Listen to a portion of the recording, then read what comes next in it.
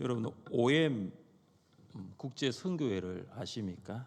이 OM 국제 선교회 창립자가 조지 버워인데요. 이분이 1957년도에 멕시코에서 OM 국제 선교회 OM 인터내셔널을 설립했습니다. 현재 OM에서는 120여 개 국가에서 5천여 명의 사역자들이 활동을 하고 있습니다. 특히 OM에서 하는 선교 중에 하나가 선교선 사역입니다.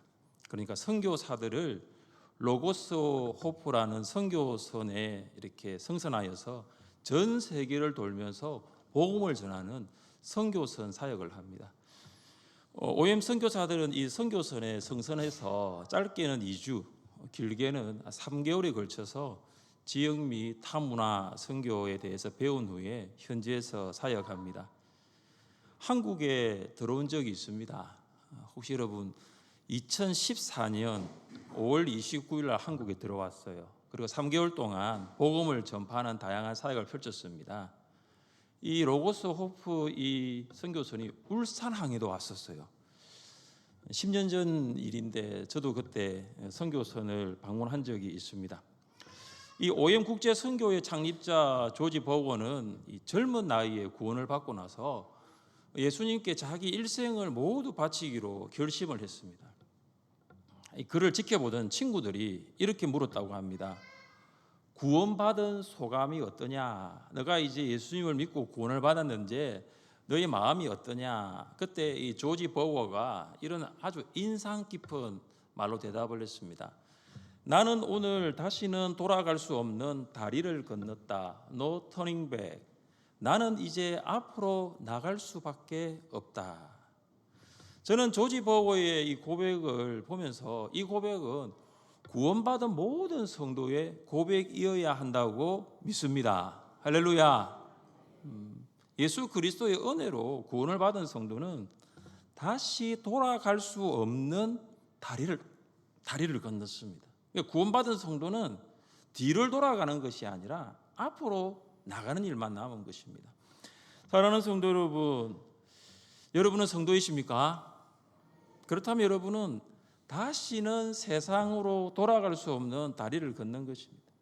세상이 아무리 좋아 보여도 세상으로 다시 돌아가서는 안 됩니다. 세상이 여러분을 유혹하더라도 다시 세상으로 돌아가서는 안 됩니다.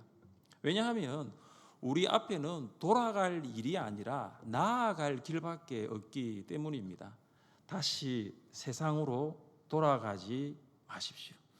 우리가 다시 세상으로 돌아가지 않기 위해서는 무엇을 해야 할까요? 첫째, 우리는 그때에 살았던 죄의 비참함을 잊지 말아야 합니다. 한번 따라해 보겠습니다. 죄의 비참함을 잊지 마십시오. 죄의 비참함을 잊지 마십시오. 사도 바울은 본문에서 갈라디아 교회 성도들이 예수님을 믿기 전에 그때의 어떠한 삶을 살았는가를 말하고 있습니다. 8절 말씀을 같이 한번 읽습니다. 8절입니다. 그러나 너희가 그때에는 하나님을 알지 못하여 본질상 하나님이 아닌 자들에게 종노릇 하였더니. 아멘. 왜 바울은 갈라디아 성도들에게 예수님을 믿기 전 그때를 말하는 것일까요? 갈라디아 성도들은 예수님을 믿기 전에 하나님이 아닌 자들에게 종노릇을 하였기 때문입니다. 바울과 바나바가 1차 전도 여행 중 루스드라를 방문했습니다. 바울은 루스드라에서 한 번도 걸어본 적이 없는 지체 장애인을 걷게 했습니다. 그때 루스드라 사람들이 바울이 한 일을 보고 소리쳤습니다. 신들이 사람의 형상으로 우리 가운데 내려오셨다. 그래서 그들은 바나바를 제우스로, 바울을 헤르메스라 불렀습니다. 잠시 후 제우스 신당의 제사장들이 황소와 화환을 가지고 와서 바울과 바나바에게 제사하고자 하였습니다. 그때 바울과 바나바는 옷을 찢으며 우리를 경배하지 말라고 소리쳤습니다. 그리고 바울이 루스드라 사람들에게 복음을 전했습니다. 여러분에게 복음을 전하는 것은 이런 헛된 일을 버리고 천지와 바다와 그 가운데 만물을 지으시고 살아계신 하나님께로 돌아오게 함이라. 여기 헛된 일이 무엇입니까? 여기 헛된 일이 우상 숭배예요. 존재하지도 않는 신을 만들어서 그것을 신이라고 말하면서 경배하는 모든 것은 다 헛것입니다. 갈라디아 사람들은 예수님을 믿기 전 그때에는 우상을 섬겼어요. 제우스를, 헤르메스를 신으로 섬겼습니다. 갈라디아 사람들이 이 제우스와 헤르메스를 우상으로 섬겼다는 것은 어떤 말이냐? 그들이 사탄 아래에서 종노릇하였다는 것과 동일합니다. 이 바울이 에베소 교회 성도들에게 보내는 서신에서 에베소 교회 성도들도 구원받기 전의 모습을 이렇게 기록하고 있습니다. 같이 한번 읽어보겠습니다. 그때에 너희는 그 가운데서 행하여 이 세상 풍조를 따르고 공중의 권세 잡은 자를 따랐으니 곧 지금 불순종의 아들들 가운데서 역사하는 영이라. 바울은 에베소 교회 성도들에게도 그때에 언제입니까? 너희가 예수를 믿기 전에 어떻게 살았는지 세상 풍조를 따랐고 공중의 권세 잡은 자를 따랐다고 했습니다. 세상 풍조는 세상적인 생활 방식입니다. 예수님을 믿기 전 사람들은 어떻게 살아갑니까? 세상의 생활 방식을 따라 살아갑니다. 세상 사람들이 추구하는 생활 방식을 추구합니다. 그래서 예수님을 믿기 전에 사람들은 세상의 가치관이 있어요. 세상의 세계관으로 생각하고 행동을 합니다. 이것이 사람을 얽매이게 하고 종노릇하게 합니다. 왜냐하면 세상의 가치관과 세계관에는 공중의 권세 잡은 자, 사탄이 역사하고 있기 때문입니다. 사탄은 계속해서 사람들에게 세상의 가치관을 주입시킵니다. 세상의 세계관을 주입시킵니다. 그리고 자기에게 종노릇하라고 만듭니다. 사랑하는 성도 여러분, 하나님께서 사람을 창조하신 이유가 무엇일까요? 그것은 세상을 정복하라고 만들었어요. 세상을 다스리라고 만들었어요. 하나님께서 사람을 창조하신 이유가 무엇입니까? 그것은 하나님과 관계를 맺고 하나님을 예배하고 하나님을 찬양하는 존재로 만들었습니다. 그런데 사람은 아담의 원죄로 인하여 죄인으로 태어나 하나님이 아닌 자들, 세상의 신, 사탄에게 종노릇하며 살아갑니다. 바울은 갈라디아 성도들에게 계속해서 강조하고 있는 것이 이것입니다. 다시 사탄에게 종노릇하는 세상으로 돌아가지 마라. 다시는 사탄에게 종노릇하는 세상으로 돌아가지 마라. 바울이 갈라디아 성도들에게 거듭 강조하는 것이 무엇입니까? 9절 하반절을 보십시오. 9절 하반절에 보시면 어찌하여 다시 약하고 천박한 초등학문으로 돌아가서 다시 그들에게 종노릇하려 하느냐. 갈라디아 성도들은 하나님과의 관계를 떠나 하나님을 알기 전으로 돌아가려고 합니다. 구원을 받았는데도 불구하고 그들은 하나님의 말씀대로 살지 않고 초등학문을 따라 살기를 원했습니다. 바울은 갈라디아 성도들이 다시 돌아가려는 이 초등학문의 특징을 무엇이라고 말하고 있습니까? 초등학문 앞에 이런 단어가 있습니다. 약하고 천박한. 약하고 천박한. 약한 것은 힘이 없는 것입니다. 무력한 것입니다. 그리고 약한 것은 구원할 수 없어요. 천박한 것은 비참한 것이죠. 파산된 것이죠. 유업을 물려줄 수 없는 것입니다.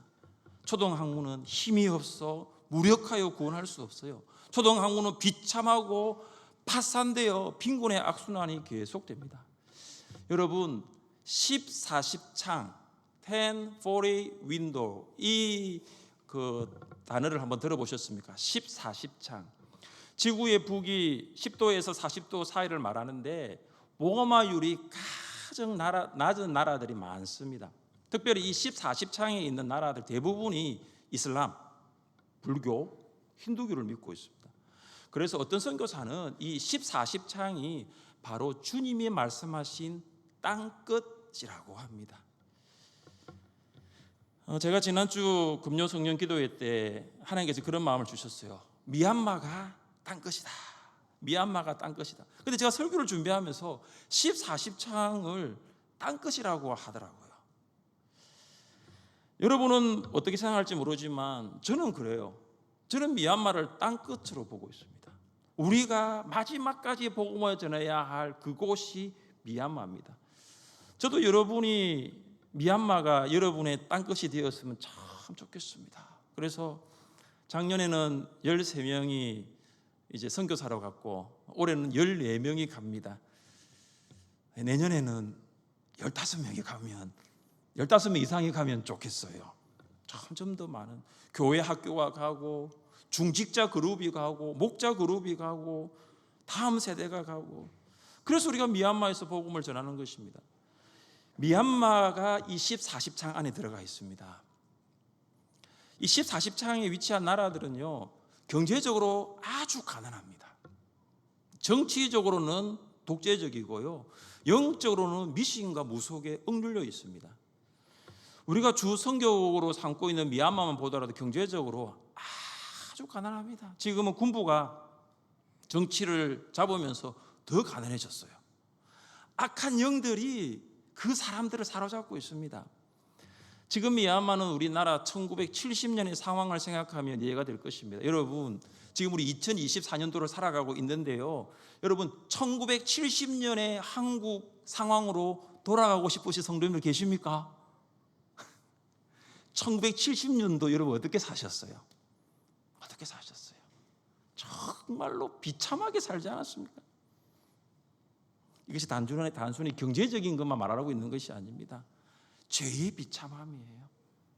성도는 예수님을 믿기 전에 이 죄의 비참함을 결코 잊어서는 안 됩니다. 내가 예수님 믿기 전에 살았던 삶, 내가 죄를 지으며 내가 죄인 줄도 알지 못하고 살았던 그 삶을 결코 잊지 말아야 합니다. 여러분, 군에 다녀온 사람들이 제대 후에 간혹 재입대를 꿈꾼다고 합니다. 예비역 해군 병장이 꿈을 꾸었습니다. 어떤 꿈이냐면 해군은 인정이 안 된대요. 그래서 다시 육군으로 입대하라는 꿈입니다. 여러분, 이게 얼마나 황당합니까? 그리고 전산이 잘못되어서 전역은 취소되고 몇 개월 더 복무하라는 꿈입니다. 여러분, 우리 건사님들이 참 잘 모르시겠는데 남자들이 이런 꿈을 꾸면요 막 식은땀이 납니다. 왜 그럴까요? 다시는 군대로 돌아가고 싶지 않기 때문입니다. 정말로 돌아가고 싶지 않습니다. 오죽하면 전역을 하고 난 다음에도요 등산을 안 갑니다.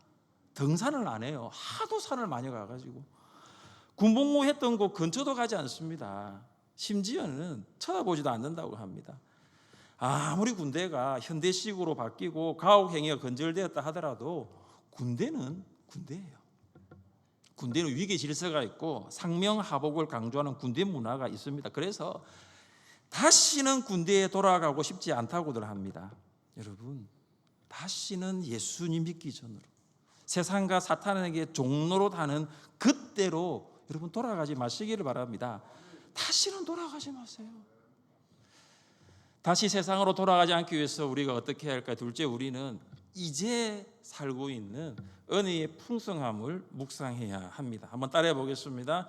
은혜의 풍성함을 묵상하십시오. 은혜의 풍성함을 묵상하십시오. 자, 9절 상반절을 한번 보십시오. 9절 상반절을 보시면 이제는 너희가 하나님을 알 뿐 아니라 더욱이 하나님이 아신 바 되었거늘. 헬라어에는 이 알다라는 이 단어가 두 가지가 있습니다. 하나는 오이다와 하나는 기노스코입니다. 이 오이다라는 것은 사실적으로 알다입니다. 그리고 기노스코는 개인적인 수준에서 친밀하게 알다입니다. 자, 그렇다면 여러분, 이 구절에 사용된 이제는 너희가 하나님을 알 뿐 아니라 더욱이 하나님이 아신 바 되었거늘, 이것이 오이다, 사실적으로 알다일까요? 기노스코, 개인적 수준에서 친밀하게 알다일까요? 뭘까요? 기노스코죠. 갈라디아 성도들은 바울이 전하는 복음을 듣고 개인적 1대1로 하나님을 알게 되었습니다.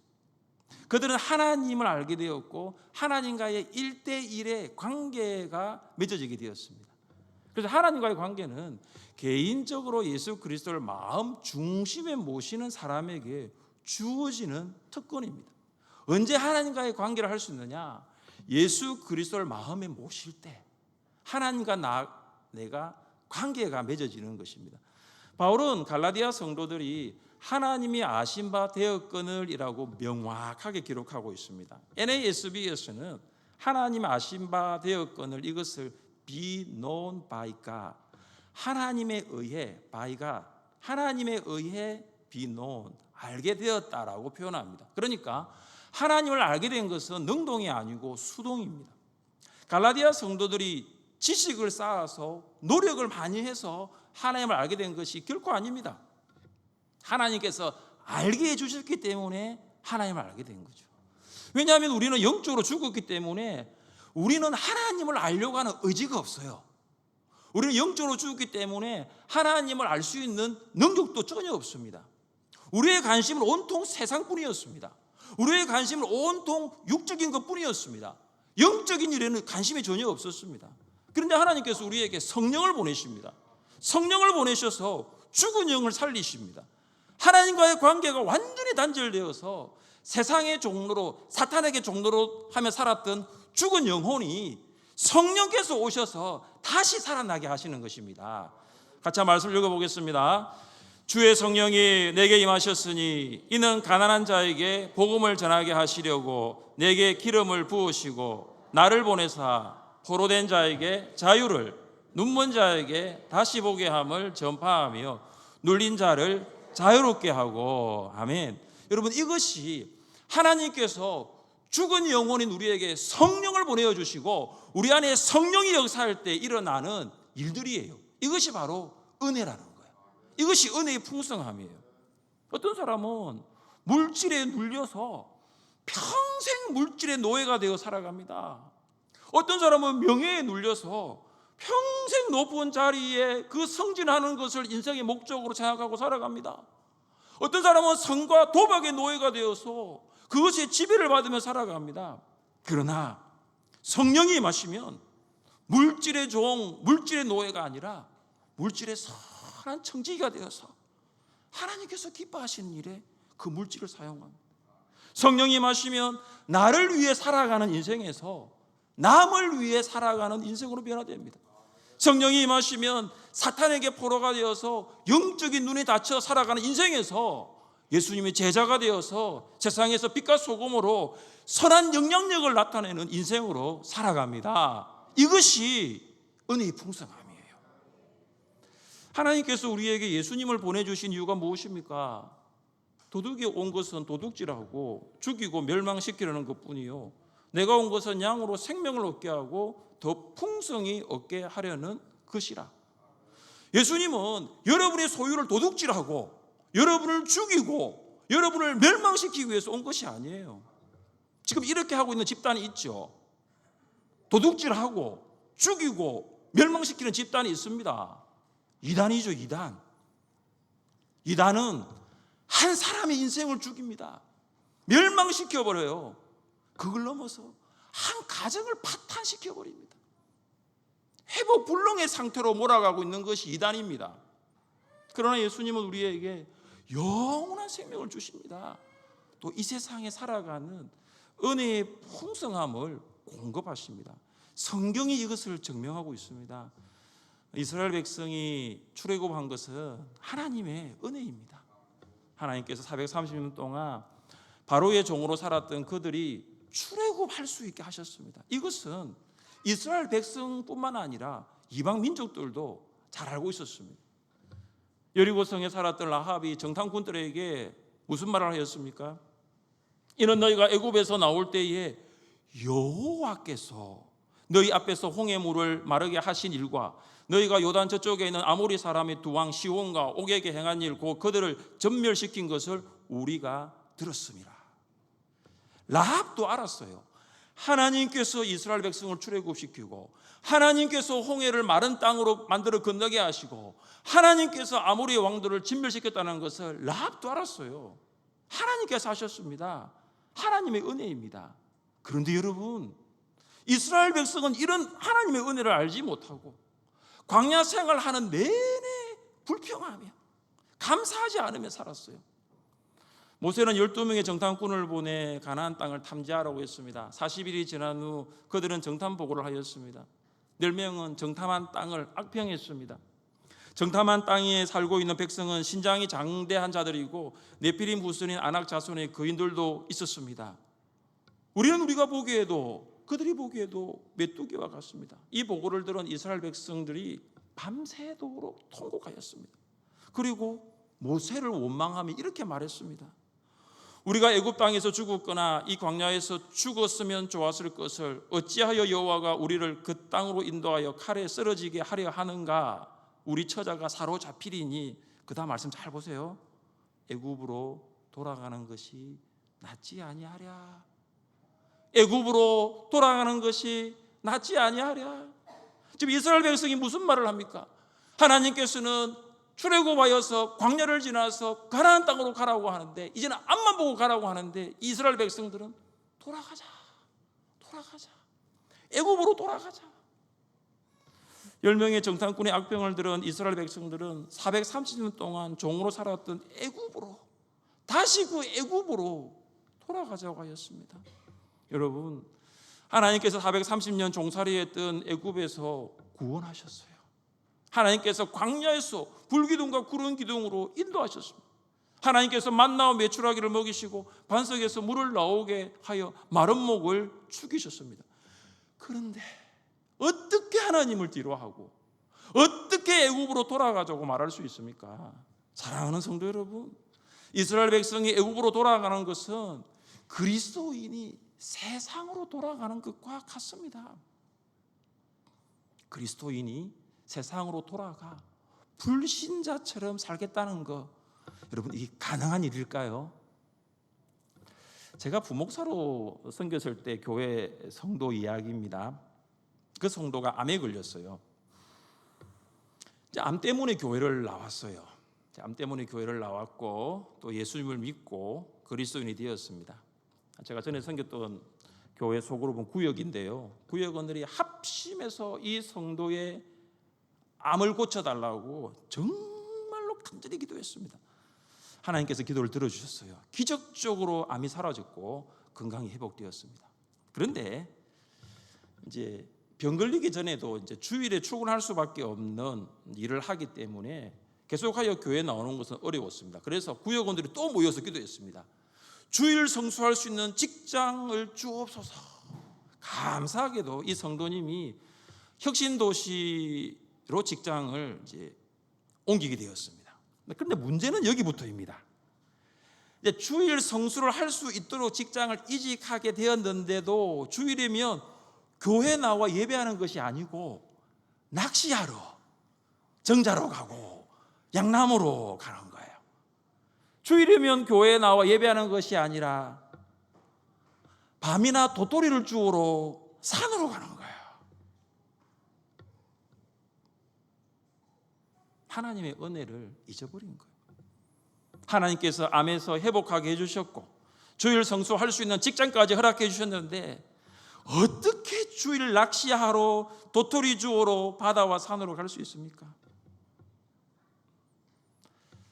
바울은 갈라디아 성도들이 그때로 돌아가는 것을 보면서 무엇이라고 말하고 있습니까? 우리 10절과 11절 말씀을 읽겠습니다. 10절과 11절입니다. 너희가 날과 달과 절기와 해를 삼가 지키니 내가 너희를 위하여 수고한 것이 헛될까 두려워하노라. 아멘. 하나님께서는 이스라엘 백성들에게 유대 종교력의 날과 달, 절과 해를 주셨습니다. 그런데 왜 바울이 갈라디아 성도들이 이 날과 달과 절기와 해를 지키는 것을 정죄할까요? 그들은 이 유대 절기를 지킴을 통해서 구원받으려고 하였기 때문입니다. 바울은 갈라디아 성도들이 율법과 의식을 지키기 위해서 하나님으로부터 돌아선다면 지금까지 그들에게 쏟았던 모든 노력이 헛된 노력이 될까 두려워하였습니다. 사랑하는 성도 여러분, 하나님께서는 우리를 구원하기 위하여 독생자 예수 그리스도를 십자가에 버리셨습니다. 하나님께서는 예수님과 우리를 바꾸셨습니다. 우리는 다시 세상으로 돌아가서는 안 됩니다. 절대로 세상으로 돌아가서는 안 됩니다. 예수님께서 이렇게 말씀하셨습니다. 손에 쟁기를 잡고 뒤를 돌아보는 자는 하나님 나라에 합당하지 아니하리라. 여러분, 손에 쟁기를 잡았으면 앞만 보고 가야 합니다. 만약 손에 쟁기를 잡았는데 뒤를 돌아보면 밭은 제대로 갈리지 않습니다. 여러분, 한번 지난 전반기를 돌아보십시오. 내가 손에 쟁기를 잡았는데 계속 세상을 바라보는 거예요. 여러분, 다시 세상으로 돌아가지 마십시오. 예수님만을 바라보십시오. 예수님의 십자가만을 바라보십시오. 예수님만을 바라보고 앞을 향해, 주님을 향해 나아갈 수 있기를 주님의 이름으로 축복합니다.